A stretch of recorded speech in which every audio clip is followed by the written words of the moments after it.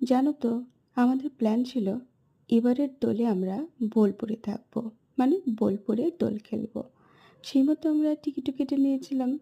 তো আমাদের প্ল্যান শোনার পর আরও একজন কলিগ বলল সেও যাবে এবং সেও টিকিট কেটে নিল। শপিং কমপ্লিট, প্যাকিংও মোটামুটি শেষ।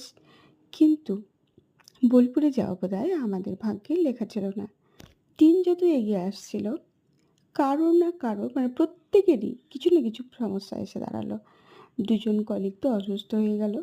আর আমার ক্ষেত্রে আমাকে কলকাতাতে যেতে হতো একটা গুরুত্বপূর্ণ কাজে।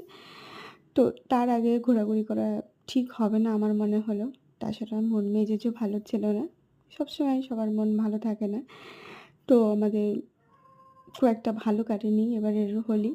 কারণ ডিএসএ মাঠে গিয়ে আমার বান্ধবীরা ঘুরতে গেছিলো সেখানে দোল খেলবে বলে। সেখানে গিয়েও কিন্তু আমার কলিগের মোবাইলটা হারিয়ে যায়।